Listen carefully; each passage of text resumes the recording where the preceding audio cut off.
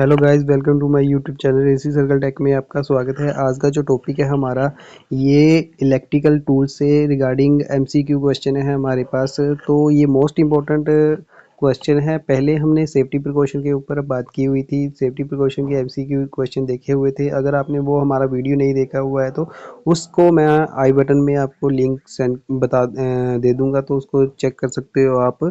तो अगर आपने हमारा चैनल अभी तक सब्सक्राइब नहीं किया हुआ तो चैनल को पहले लाइक एंड सब्सक्राइब जरूर करें। अब यहाँ पे हम बात करें सबसे पहले नंबर वन क्वेश्चन की। तो नंबर वन क्वेश्चन बोला गया है, कोनों पर सामग्री को वर्गाकार करने के लिए तार की ठंडी श्रेणी का प्रयोग किया जाता है। तो यहाँ पे ऑप्शन इसका जो सही करेक्ट आंसर है वो हमारा है, यहाँ पे बात की जाए तो ये होता है हमारा डायमंड पॉइंट चीज़ल का प्रयोग किया जाता है। तो यहाँ पे आपको बताई जाए तो यहाँ पे 4 प्रकार की आपको चीज़ल दिख रही है। तो यहाँ पे जो हमारा प्रयोग किया जाता है डायमंड प्रकार पॉइंट चीज़ल का प्रयोग किया जाता है कोनों पर सामग्री को वर्गाकार करने के लिए। तो डायमंड पॉइंट चीज़ल का प्रयोग किया जाता है। सबसे पहले हम अगर बात करें कि वेब चीज़ल कैसी होती है, कहाँ पे यूज़ की जाती है, इसके ऊपर हम बात करते हैं। सबसे पहले तो ये दो होल में डाला गया है इसको। अब ऊपर से जैसे ही पंच करेंगे तो इस तरीके से सभी होल्स में डालते हुए इस तरीके से इसको चेन ड्रिलिंग करेंगे। और ये जो अंदर वाला पोर्शन है, जितना भी अंदर वाला पार्ट है, इसको हम क्या कर सकते हैं, इसको आसानी से निकाल सकते हैं। तो ये हमारा जॉब के ऊपर काम किया जा सकता है इससे, वेब चीज़ल से। तो यहाँ पे इस तरीके की चीज़ल से हम क्या कर सकते हैं, ड्रिलिंग आसानी से कर सकते हैं। तो ये हमारा इस तरीके की वेब चीज़ल होती है। आगे पढ़ते हैं हम। बात करें तो आगे जो है हमारी क्रॉस कट फाइल, जो क्रॉस कट चीज़ल होती है उसके ऊपर हम बात करते हैं, क्रॉस कट चीज़ल कैसी होती है। तो क्रॉस कट चीज़ल जो होती है ये हमारी इस तरीके की आपको जॉब के ऊपर इस तरीके की दिखेगी। अब यहाँ पे देखो, जो ये जो चीज़ल होती है यहाँ से आगे से आपको तीखी टाइप की दिखेगी आपको।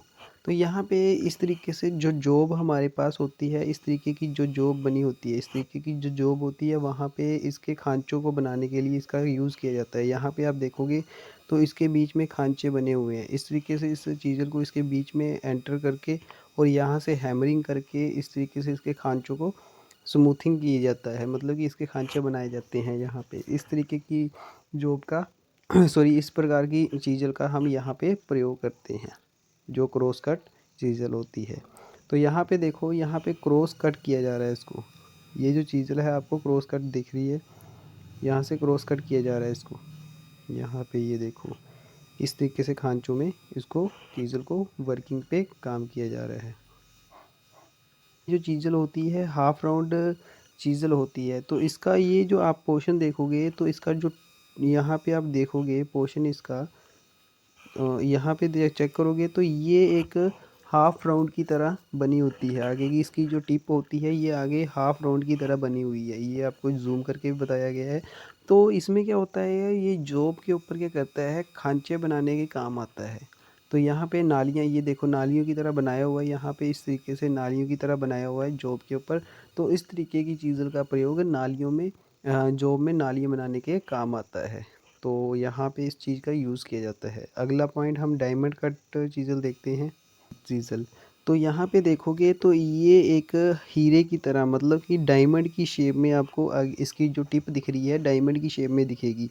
तो यहाँ पे ये जो जॉब होती है, यहाँ पे ये खांचे जो ब्रीक मतलब कि कोने होते हैं, जैसे यहाँ पे इस तरीके से एंगल बनाया गया है और इसके जो खांचों में जो आपका पोर्शन बचा होता है उसको स्मूथनिंग देने के लिए, इस तरीके से उसको काटने के लिए, यहाँ से इस तरीके से काटने के लिए, जैसे यहाँ पे आप देखोगे तो यहाँ पे खांचे बनाए गए हैं और इसको हैमरिंग करके यहाँ से इसके खांचों में से हम क्या करेंगे, इसको जॉब को प्लेन करेंगे, काटेंगे यहाँ से। तो यहाँ पे इस तरीके की चीज़ का यहाँ पे प्रयोग किया जाता है। अब यहाँ पे देखो, ये है इस तरीके से खांचे बने हुए हैं। तो यहाँ पे इस तरीके से अगर खांचा होगा कोई, तो यहाँ पे अगर कोई पोर्शन कटा बचा होगा, यहाँ पे लोहे का कोई भी कण बचा होगा तो उसको काटने के लिए हम इस चीज़ का यूज़ करते हैं, डायमंड कट चीज़ का प्रयोग किया जाता है। तो ये हमारा नंबर वन क्वेश्चन कंप्लीट होता है। आगे हम बात करते हैं नंबर दो क्वेश्चन की। तो नंबर दो क्वेश्चन है हमारे पास, लकड़ी में से कील कीलने के लिए उपयुक्त उपकरण क्या है? मतलब कि the tool used for remove nails for the wood it, मतलब कि लकड़ी में से कील निकालने के लिए कौन सा टूल का यूज़ किया जाता है? तो आपको पता होगा। तो यहाँ पे इसका करेक्ट आंसर है पिंसर। पिंसर का क्या है? पिंसर कुछ इस तरीके का होता है, अभी आपको बताता हूँ। तो पिंसर कुछ इस तरीके का बनाया जाता है। ये इस तरीके से लकड़ी में से कील निकालने के लिए एक औजार होता है। यहाँ पे इस तरीके से कील होती है, उसको निकालने के लिए पिंसर का यूज़ किया जाता है। चीज़ल का कहाँ पे? आपका जॉब वगैरह में चीज़ल में कटिंग करने के लिए ये जो चीज़ल होती है ये एक कटिंग टूल होता है। ठीक है, तो ये कटिंग टूल में आता है। तो इसको निकालने के लिए स्क्रू ड्राइवर का स्क्रू को खोलने के लिए यूज़ किया जाता है। तो इसका सही आंसर है आपका पिंसर। तो आगे हम बात करेंगे नंबर 3 क्वेश्चन के ऊपर। तो टेनन शाह आरी के दांतों को तेज किया जाता है। तो टेनन शाह के दांतों को तेज करने के लिए हम किस चीज़ का यूज़ करते हैं? टेनन शाह के दांतों को तेज करने के लिए हम क्या करेंगे?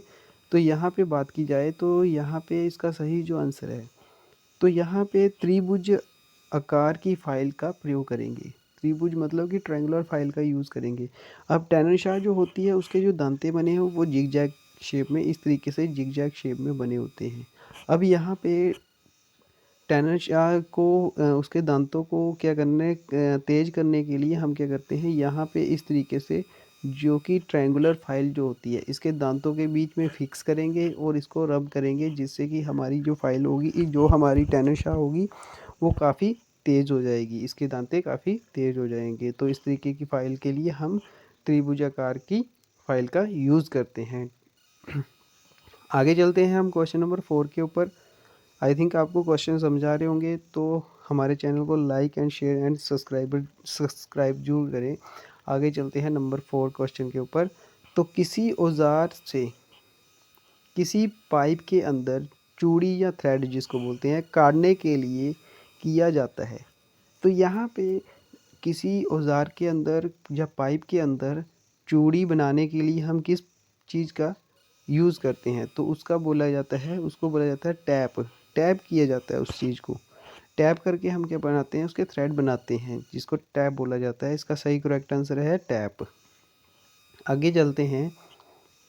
आगे बात करें तो आगे बोला गया है कि एक नियॉन टेस्टर की संचालन वोल्टेज कितनी होती है? एक नियॉन टेस्टर जो होता है उसकी संचालन वोल्टेज मतलब कि ऑपरेटिंग वोल्टेज कितनी होती है? तो आपको पता होना चाहिए जो ऑपरेटिंग वोल्टेज होती है, ऑपरेटिंग वोल्टेज कितनी होती है? 100 से 200 वोल्ट तक इसकी ऑपरेटिंग वोल्टेज होती है। यहाँ पे बोला गया है ऑपरेटिंग वोल्टेज, यहाँ पे याद रखना, यहाँ पे बोला गया है ऑपरेटिंग। अगर रेटिंग रेटिंग वोल्टेज पूछते तो हमारी होती, ये क्या होती, 500 voltage. Rating voltage 500, operating voltage जो 100 से लेकर 200 वोल्ट की इसकी क्या होती है? ऑपरेटिंग वोल्टेज होती है। तो यहाँ पे ये इस चीज़ के लिए कंफ्यूज ना होना, ये हमारा एक क्वेश्चन इस तरीके से भी आता है। आगे बढ़ते हैं हम नंबर 6 नंबर क्वेश्चन के ऊपर। एक हथौड़े का, आगे बोला गया है कि एक हथौड़े का हैंडल किसका बना होता है?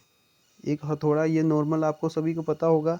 तो ये हमारा किस चीज़ का बना होता है? एक हथौड़े का हैंडल। तो ये बना होता है लकड़ी का। अब रीज़न क्या है लकड़ी का बनाने के लिए? तो लकड़ी का बनाने का रीज़न क्या है? अगर प्लास्टिक या जीआई या ब्रास किसी से भी अगर मेटल से बनाते हैं, अदर मेटल से, तो वहाँ पे क्या होता है? वाइब्रेट होती। जब हम किसी जगह पे हैमरिंग करते तो वहाँ पे वाइब्रेट होती, जिससे कि वो सारा के सारा हम जो हैमर है वो सही से चोट नहीं कर पाता है और हमारे हाथ को संतुलन नहीं बना पाता है। तो इसलिए लकड़ी में क्या होता है, लकड़ी क्या करती है, हमारे हाथ को संतुलन बनाती है और लकड़ी में जो हमारा हाथ है वो काफ़ी अच्छा पकड़ होती है, जिससे कि हमारा जो हैमर होता है, हैमर का हैंडल हमेशा क्या होना चाहिए? लकड़ी का ही होना चाहिए, जिससे कि उसकी वाइब्रेशन नहीं होती है। आगे बढ़ते हैं आगे नंबर 7 क्वेश्चन के ऊपर। तो नंबर 7 क्वेश्चन क्या है? नियॉन परीक्षण को कैसे निद निर्दिष्ट किया जाता है? निर्दिष्ट किया जाता है, स्पेसिफाइड जिसको बोला जाता है। स्पेसिफाइड कैसे किया जाता है?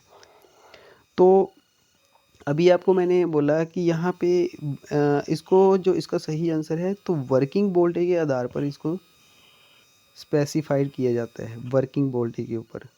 तो इसका सही आंसर है वर्किंग वोल्टेज। ना इसको रेटेड वोल्टेज के ऊपर किया जाता है और ना ही इसको हम करते हैं मैक्सिमम वोल्टेज के ऊपर भी नहीं करते हैं, ना हम रेटेड वोल्टेज, ना मैक्सिमम वोल्टेज और ना अवेलेबल वोल्टेज, हम करते हैं इसको वर्किंग वोल्टेज के ऊपर स्पेसिफाई करते हैं। आगे चलते हैं नंबर 8 क्वेश्चन के ऊपर। तो नंबर 8 क्वेश्चन क्या है हमारे पास? नंबर 8 क्वेश्चन बोलता है कि किसी तार का आकार निर्धारित करने के लिए किस उपकरण का प्रयोग किया जाता है? तो तार है, तार का साइज़ नापने के लिए हम क्या करेंगे? तो आपको नॉर्मल सा पता होगा सभी को आंसर इसका, तो वायर गेज का हम क्या करते हैं? प्रयोग करते हैं किसी तार का साइज़ मापने के लिए।